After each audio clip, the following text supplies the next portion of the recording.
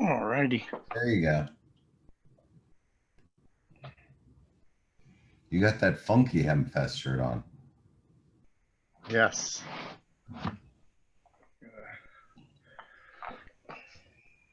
Well, this is just how it's going to be. 2 people waiting. Let them in. Let them in.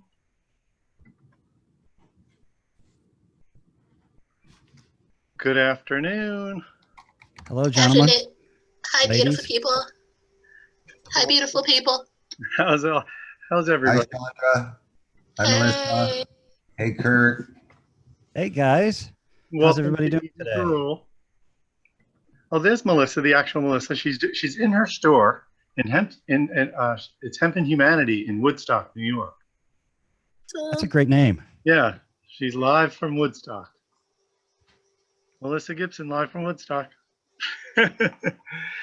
And Chandra Batra's from Boston, Cambridge, I guess. Yes. And Kurt is in California. Where are you?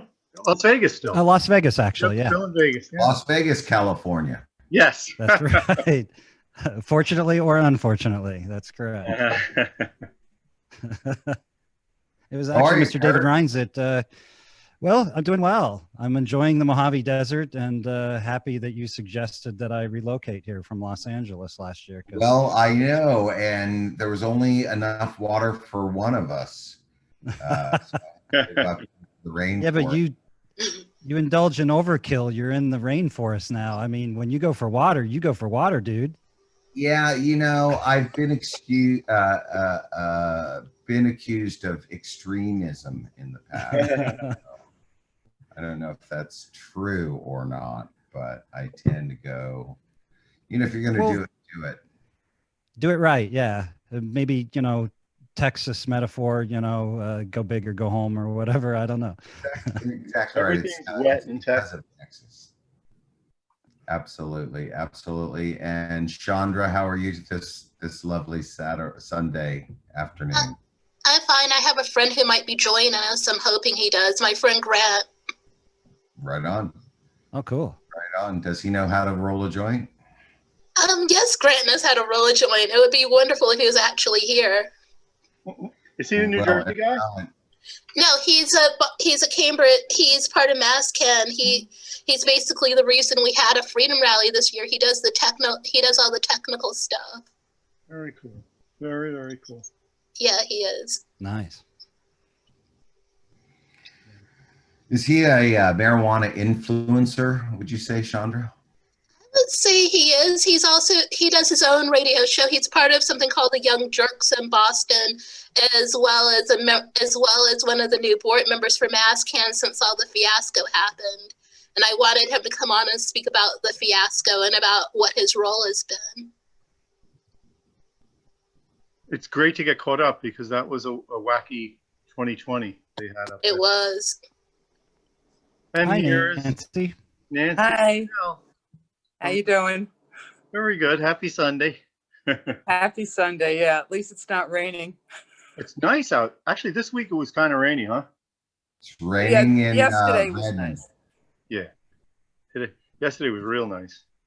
It's raining in Redmond, in case you guys care. It ain't raining in Las Vegas. That's one thing we're sure. Well, That's it hardly damn ever sure. rains there, isn't that right? That's Kurt's coming in from Las Vegas. I think I saw rain in March, maybe. Like it's once or October twice now? a year. Yeah. They tell me I'll see it again in December, perhaps. I don't know. Yeah. I remember being in Vegas and it was 112 degrees. It's 115. I just stayed inside. Too hot for me. Yeah. Yeah. But they had many true. days in the triple digits, right? They had many consecutive days. Oh, yeah. We actually, Dave left. yeah, there was a point, remember when the hurricane hit Louisiana, I was paying a little more attention to the local news, and the weather person, the meteorologist, stated that Las Vegas had suffered or enjoyed, however you want to say it, more than 65 days of triple-digit highs, consistent with no dips every day. Unreal. Yeah. And you have a water shortage, a very severe water shortage there. So it's a lot. Nevada has a lot of problems, especially Las Vegas, because they don't have enough water. They Yes, have enough Chandra. booze, though, which is nice. We got a lot of weed, a Well, lot of that's dispensaries. good. That's a very good thing. I'm not looking And to there's trade Grant, Nevada. I and like there's Grant now, guys. Hello, Grant. Welcome to Easy to Roll. Hello, Hi, Grant. Thanks for having me. I'm sorry. I wanted to make sure Chandra was here, so thank you. Sorry for making you She wait. paved the way for you, That's right. It's a safe space here. without a doubt. And you're coming in from Cambridge? From the Belmont. All right. So, yeah, I lived up there for many, many years, 13 years. And I hear you had a busy 2020 making an event happen up there this year, under the circumstances. Oh yeah, it was very fun to help MassCan. I worked with the virtual Boston Freedom Rally Committee roll out their first ever virtual Boston Freedom Rally, and it was an experiment for us all, but a great time. So Yeah, I heard it. Chandra was telling us last week. It really kind of came off. It was good. yes, And 60 this plus. year, it's important. Yeah, to see people be able to come in from all over in the digital format, it was an honor to be able to see some of those names. So what do you think legalization will do to change that underground scene?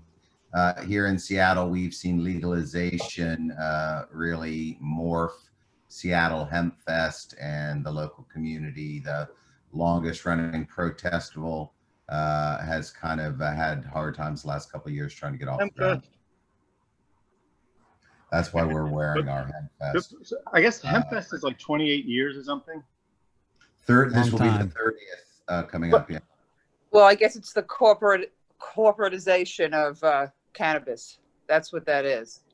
Well, it's more than that, though. I mean, I think that, you know, quite honestly, there's been a lot of the last few years, you know, what are we protesting? High taxations, over regulation. Mm-hmm. Yeah. You know, so well, those are important. That's There's a little less. There's still work to do. There's still work. Absolutely. Yeah. So, Right. Well, you guys are way ahead of us, sitting here in Brooklyn, New York. Yes, you know what we see though is the mainstreaming, and that's what I thought was really interesting, and particularly on the East Coast, right? Because on the West Coast we got a weed culture, so it wasn't new that they said we could smoke weed. We've really been smoking it for years, but on the East Coast, you have a corporate culture and less of that. Although in pockets like, you know, like Mass or go away. Or have had long running.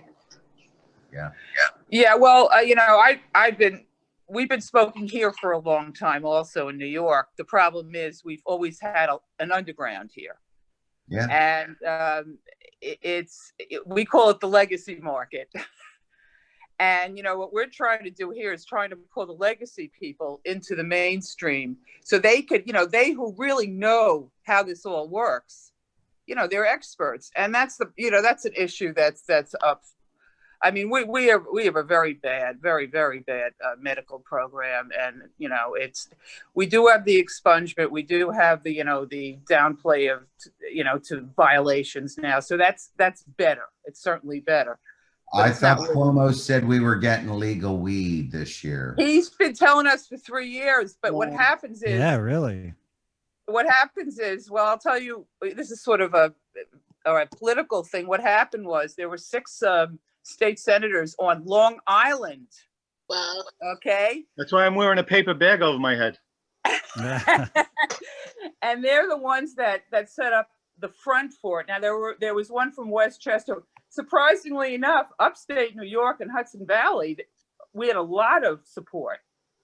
Their state senators, all the Democratic state senators voted for it, but the Long Island people, and there was someone from Westchester and one person, I believe, from Brooklyn.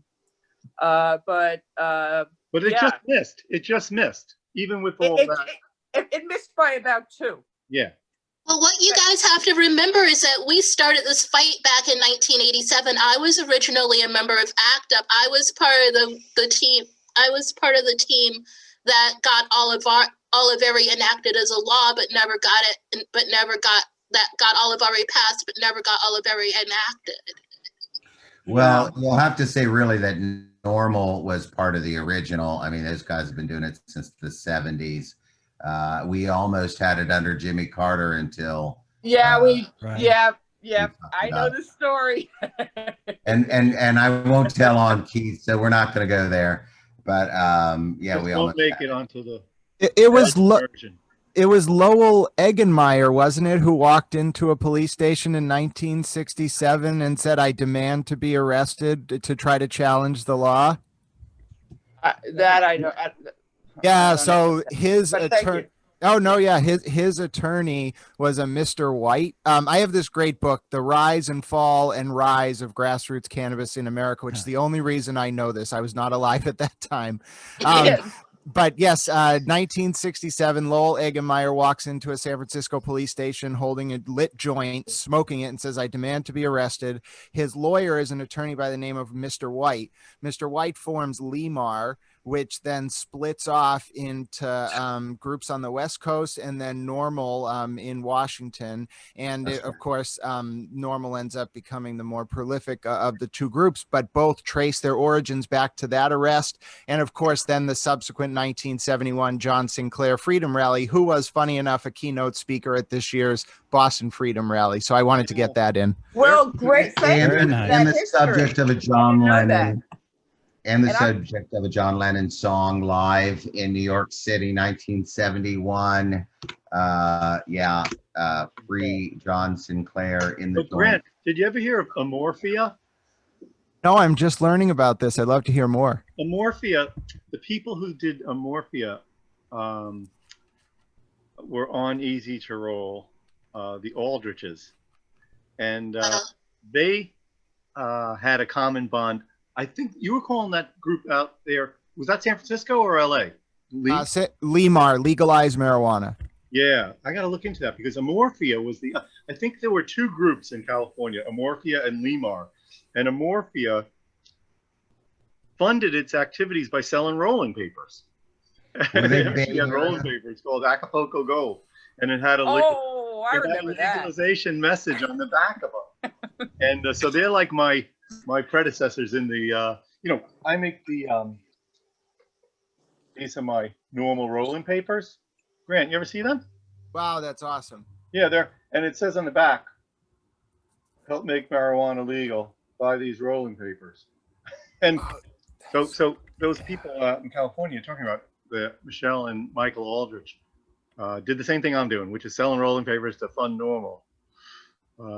But they were hemp rolling papers, were they? No, they were not. They were traditional wood pulp papers, which are still the best papers to smoke, honestly.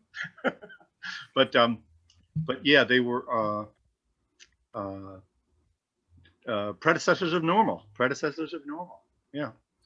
And actually, they inspired the creation of High Times, is what they were saying. That was a great story too. That the original guys wanted that to be. Yeah, Forsyth. Yeah. Well, the Amorphia guy, Michael Aldrich, published a thing called the Marijuana Journal, and it was funny. Steve Bloom was on the show, and he had all 9 issues of it, like in his drawer. But the guy who started High Times tried to buy the name Marijuana Journal from Michael Aldrich, and Michael was like, "I'm not selling you the name. It's just not, what you're talking about is not what this is about."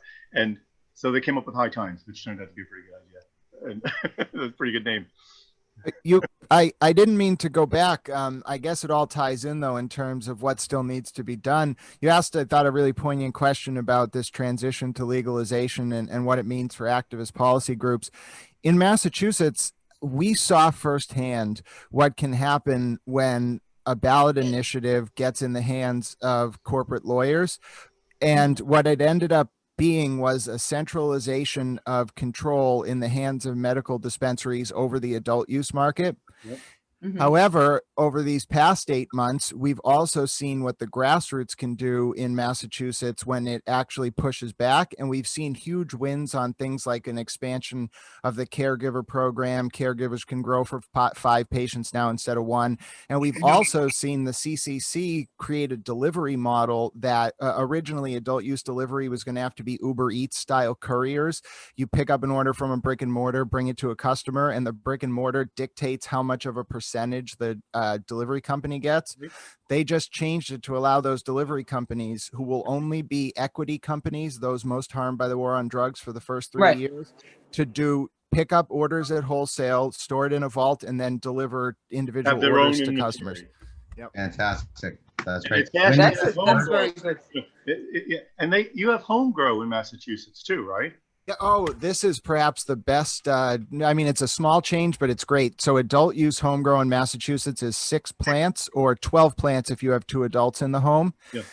Medical patients just got expanded grow rights. They never technically had it before, because I got the sense that people who wrote the medical law in Massachusetts wanted to force every patient to go to a corporate dispensary.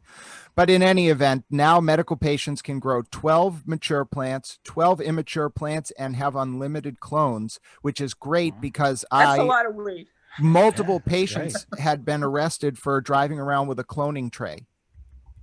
Okay, that's how they progress, and that's why we're saying even after legalization, there's a lot of work to do. It takes. They don't want there's a big thing. Sam has this big program, against legalization, and they, the home grow stuff, which is extremely popular among just about everyone who likes cannabis in New York.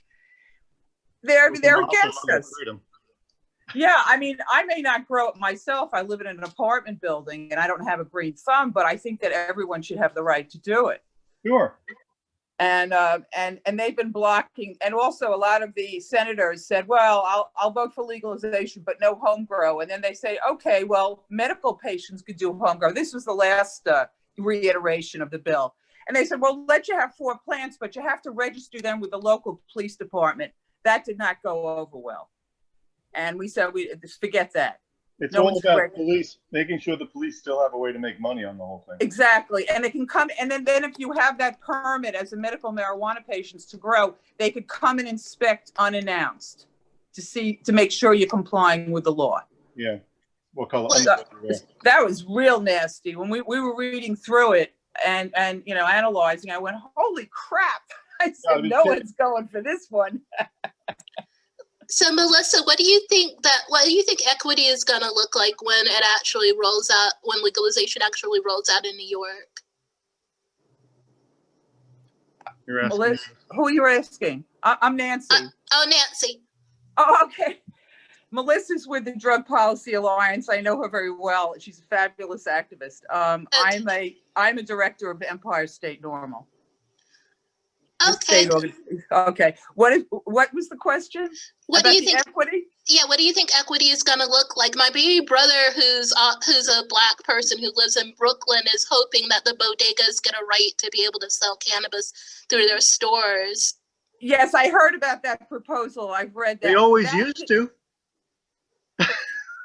That's true. In the legacy I think market, they still do in certain neighborhoods. To be very honest with you, my opinion is that's not going to get into the bill. I mean, we could put it in there because I have no objection to it, but I don't think that it's going to get a lot of support from anyone other than bodega owners, because I think that what's going to happen is that the dispensary is going to would probably sue them. There's all kinds of business stuff. It's all about the money.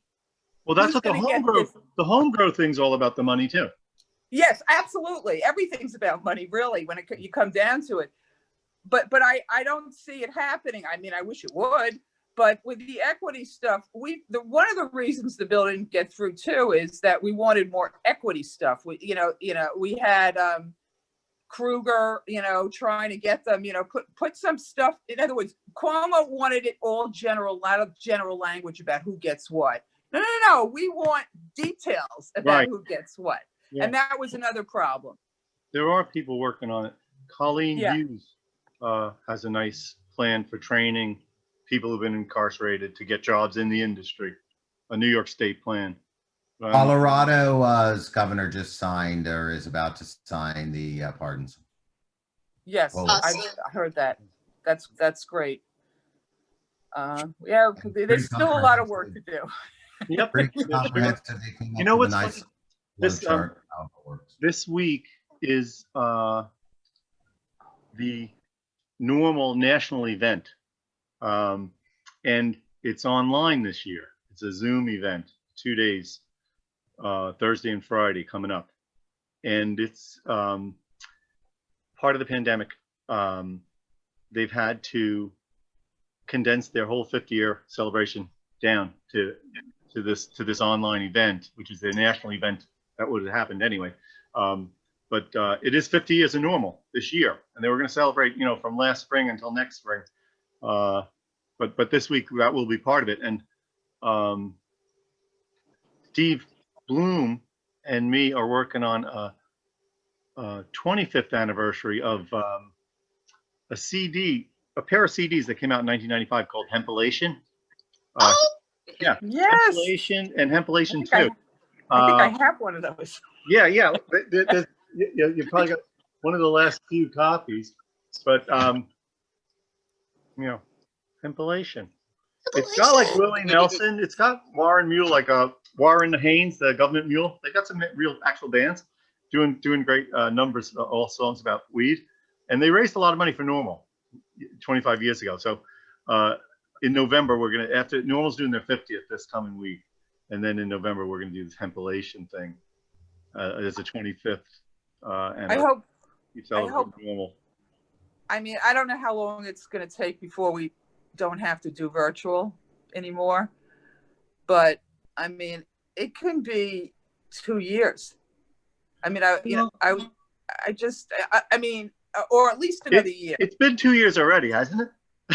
Well, actually, no, it's only started in January. It feels like 2 years. Last week. It's only been 9 months. It's only been 9 months. No, but honestly, what I heard lately, and I kind of am buying into it, is that the vaccines are going to be a big deal. The vaccines are going to be a big deal, and that will make a big difference. Maybe I would say, maybe next Memorial Day timeframe, something like that. I hope so. Hope you're right. Yeah, we'll start to see. But then the other thing you got to keep in mind, you hear a lot, and it's obviously sort of like climate change, a mega trend, is that this ain't the last pandemic. No. And we'll see, I think the common theme I hear among people this year is that they don't want to go back to normal. We want to go forward to something else. Yeah, it's going to be. We got a lot of what we got in 2008, 2009, they fixed everything up so that the rich continue to get richer for another 10 years.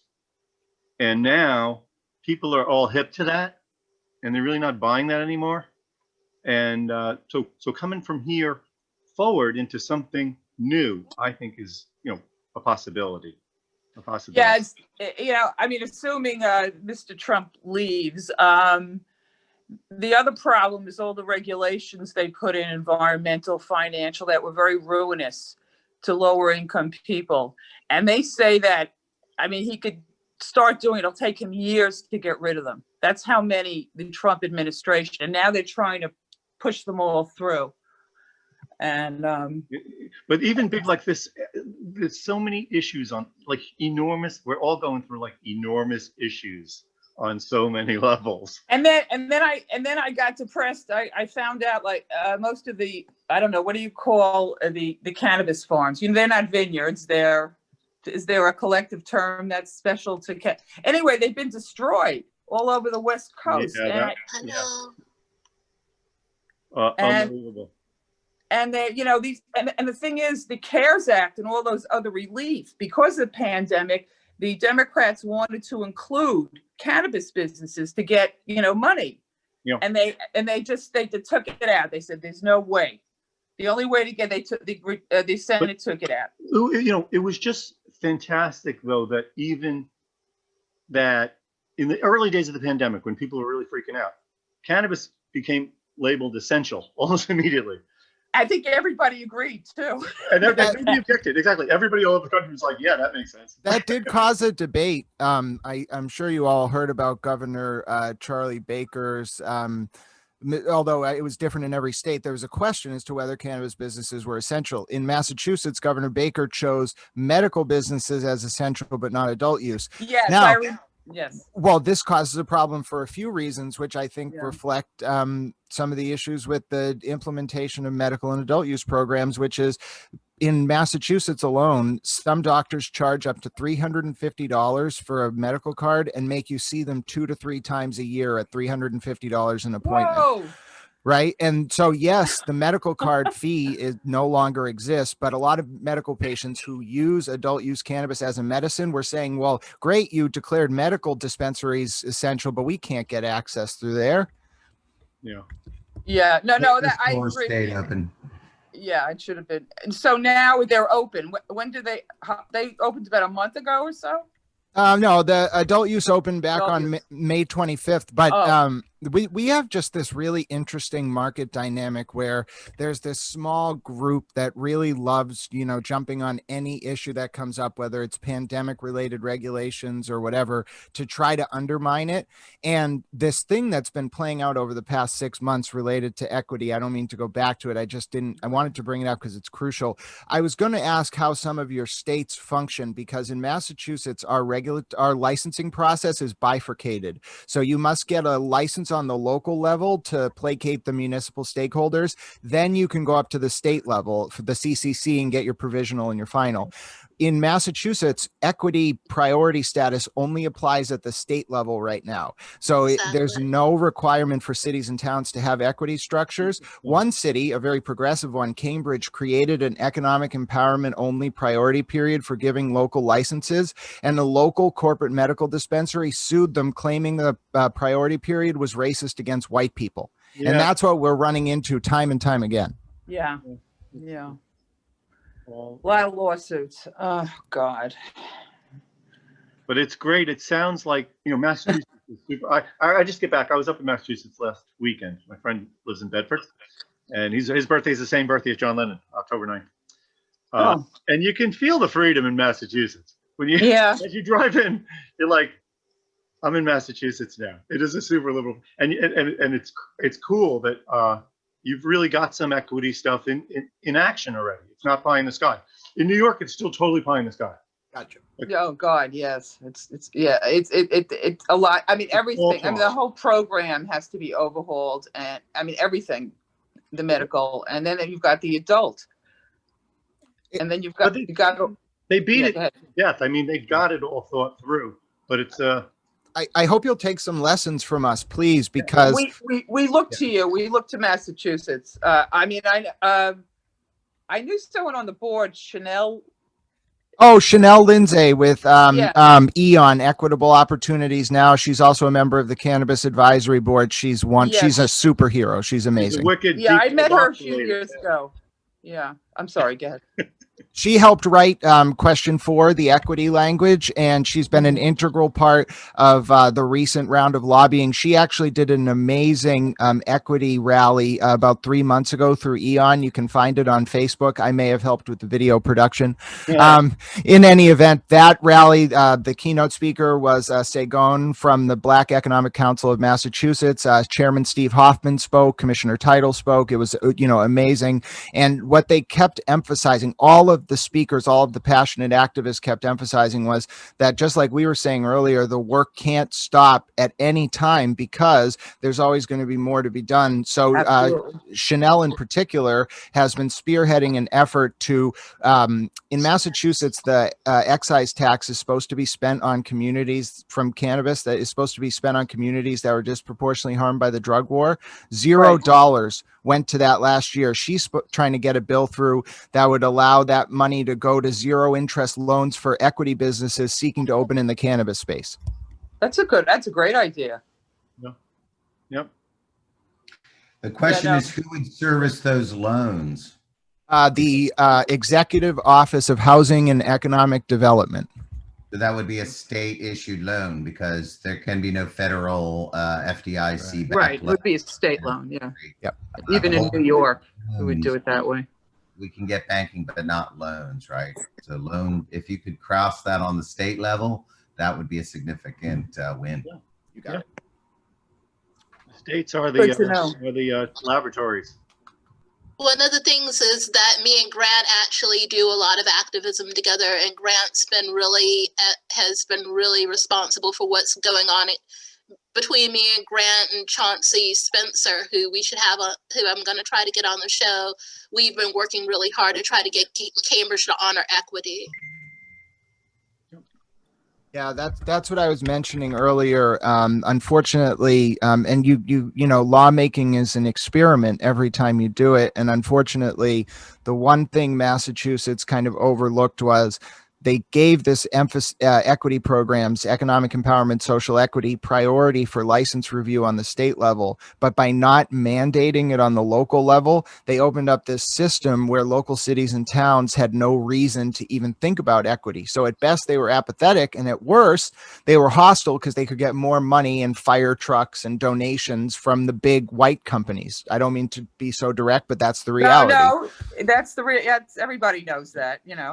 And so that's why I've been following this Cambridge situation so closely, because I find it so abhorrent that a medical dispensary would say that equity is somehow not appropriate because it threatens their profits when they're already making money as a medical company and they want to open as an adult use company. They're trying to say that if local cities and towns have equity only priority periods, it hurts them. Yet at the same time, and this is why I'm kind of excited, the past 3 rulings in the case have all gone against them at the Superior Court level, the appeals court level. And what I'm taking away from that is that our state law allows any city and town that wants to have that kind of priority period. The question is, without a mandate, will they do it? Right. Yep. Good point. And I don't know how you feel that the mandate, but you know, the towns will just sort of identify themselves by how they handle it. You know. Well, you know, we all know what happened to Long Island. Everybody opted out. Yeah. When they thought they were gonna. Oh no, we don't want any here. None here. Not in my backyard. Yeah, that happens in every market, but usually it doesn't last that long. What you find, you know, after a couple of years is that all your local residents are going to the neighboring counties and buying weed. It's inconvenient. Tax dollars. They're just losing out on tax revenue. Yeah. Main streets are booming. And pretty soon they say, hey, you know what? Let's have a weed fair here. Well, these people are very. Let me just say that some parts of Long Island are more like Alabama, and I'm not kidding. Well, yeah, I understand, but it's really not cultural, and that's what's interesting is, and I think I've heard Michael say before that you know, legalization is primarily a progressive cause, and that may be in terms of activism, but in terms of consumer use, I come from the great state of Indiana, where you know, liberalism means that you are you know, for integration. The land of Mike Pence. Yeah, and let me tell you, we've been smoking weed there you know, forever. And sure, that's the funny. Not really a left-right issue. It's right, and it's literally right. everywhere. It's everywhere, and the people who say not in my backyard are really kidding themselves. That's Well, a lot of F-150s have weed in them for sure. Yeah. Well, there's a lot of disinformation going around by smart approaches against marijuana. Kevin's Sabet, and they, you know, they keep going on and on about gateway theories, and you get addicted. And I gotta tell you, you know, that's lost. Really, I don't hear that is not really a mainstream reaction. Public opinion has not been aligned. No, you're absolutely right. But they have a lot of money, and they give a lot of this money to these senators. And you've got the pharmaceutical companies giving. They don't want it legalized here either in New York. But I have to tell you, you know, and again, I'm you know, on the right side of the issue, but Our boy Joe Biden has not been helpful. The Democratic Party has not been helpful. The Democratic Congress has not been helpful. They have taken the path of least resistance. And while we are on the right side of history, they are not on the right side of the election. And this loop. Well, they're gonna have to evolve. They are a little bit though. They are a little bit. Because of the money and big pharma. It's not just the Republicans. Joe Biden's been taking money from big pharma. But during the pandemic, policy is wrong. Yeah, Biden is a stepping stone.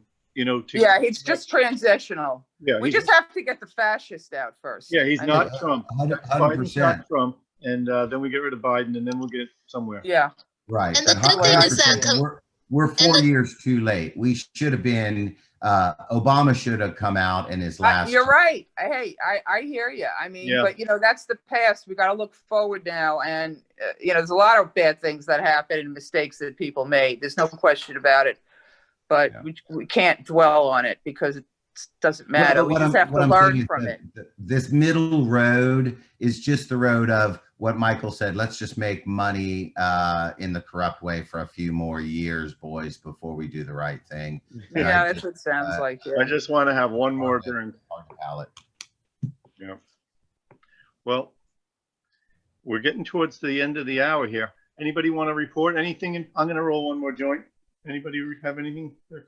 Melissa, I think the good thing, I'll go. I think the good thing is that Kamala was actually on the Moore committee with Cory Booker, so we might see a change. So we might see a change a lot sooner than we actually expect one. And in that Nothing Burger debate, she made a market moving comment about cannabis. She said decriminalization, and expungement, which was the first time that was said on the national stage. Yes. For a former prosecutor, that's a big deal. It was. So we're going in the right direction there. Yeah. Right, Curt, roll it up. Nevada, what's going on in Nevada, man? That's I'm loving the Mojave Desert. I'm a little excited. If Mr. O'Malley asks for announcements, Mr. David Rheins and I are planning a little podcast experiment, kind of a media experiment, where we tackle some controversial topics and we bring in some really brilliant thought leaders, some of whom are in this room, quite honestly. But there's a ton of media out there, and during the pandemic, a lot of us have focused that media is getting more attention than it would normally. And I think some of those listeners and viewers are going to stay locked in because they find value. So what is value? I think it really comes down to the serious issues that we tackle. And, we're going to do it with a little flair and entertainment and fun. But so anyway, that's what we've got going. Did you say it's a podcast? That's up to the marketing guy, and that's David Rheins. So I don't have anything to do with that. Call it. We'll save that for another announcement. But I think what I'm excited about is, as cannabis becomes more of a mainstream issue, we can go beyond the Kevin Sabbats of the world. We can go beyond prohibition and start drilling down at these big issues. I love our discussion on social equity. I think it's one that we'll be having for the next decades to come, quite honestly, as we really drill this down into local policy. But I think there's a lot of other mainstream issues, pesticides, national standards of safety and protocol. The cannabis industry has done a terrible misservice to itself in allowing these crazy testing and reporting and labeling standards. Weed at 35% THC, it just doesn't exist. And yet you see it labeled as such all over the place.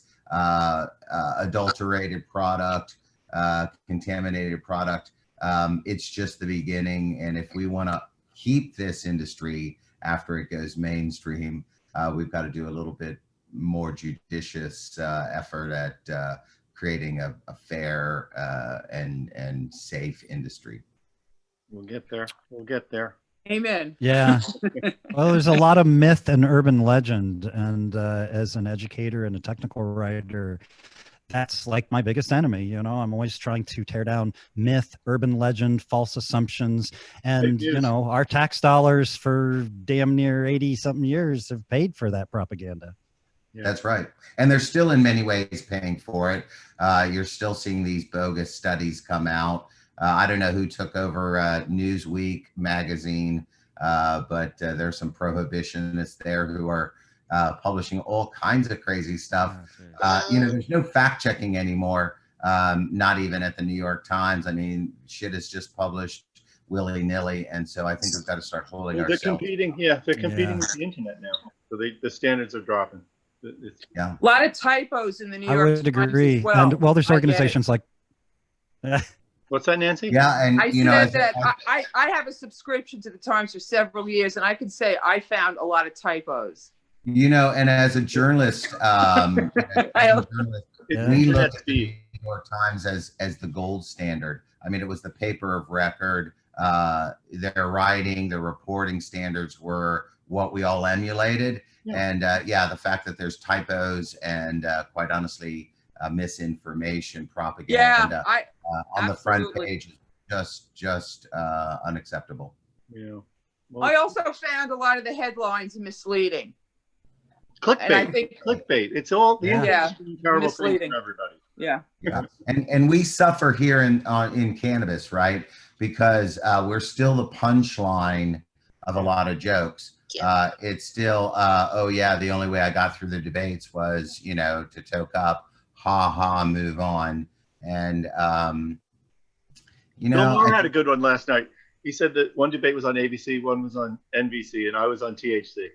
Yeah, actually, that was a good joke. That was a good joke. Anyway, thanks, guys. Thanks for coming on Easter Roll. Thanks, Michael. Good luck. I want to tour. Thank you, Michael. Nice meeting you all. Thanks, everybody. Have a great way. This is amazing. Bye, David. Bye, guys. Bye. Thanks for coming on. Bye, Kurt. Thank you. Thanks, Bye. Michael, I'm sorry I couldn't listen more. I couldn't speak more, but no, I'm glad to see you. I'm glad you tuned in. It was fun. On Sundays, on Sundays, Woodstock has the drum circle, so I had to keep it on mute, or you would have heard the drum circle. One drum circle. You got to get the iPad out and run away. The last 10 minutes. I was gonna, and then while I was during the show, I had several customers, but I do want to say, like, I have maybe 100 people come through the store a day, which is so incredible. It's so really busy here, but 99.9% of them are like, I have stress, I have anxiety, give me something. And it's unbelievable. That is, you're like, well, I'm glad you're there. I'm glad you're there. Well, look, give them something. Here's your stuff. Oh, I love your store. Hey, look at that. Hey, look at that. Should I give you a quick tour? Do you want to see? Yeah, yeah. Yeah, please. Yeah. So this is our 100%. 100%. Can you see it? 100% paper bag from hemp. Nice. It's made out of hemp nettle and hemp cannabis hemp. Beautiful. So is this lantern, which is made out of hemp paper. So pretty. And we have all of these products. Very unique. A lot of CBD, a lot of hemp fiber. I'm trying to show people that it's not just CBD; it's the whole plant. Yeah. Really. Right. You got a lot of stuff. Look out this window all day. There's the drum circle. Can you see it down there? Great. Right. And then I share with the florist. We share a space. Nice. So I love it. It's good because it's positioned with plants. These are our bags that are super cool. Dave, we got to take another trip up to Woodstock. You do, and this is the Japanese symbol for hemp that's like made into a pattern. Oh, and the last thing I have to show you. What is that? A stash box? What's that? Is that a stash box? Well, no, because it doesn't close. But I do want to show you my sculptures. You see these sculptures? They're the root of the plant dried out. Oh, look at that. Nice. And see? Yep. Aren't they cool? Very cool. So if someone doesn't know about hemp, they can certainly learn about it here for sure. I love it.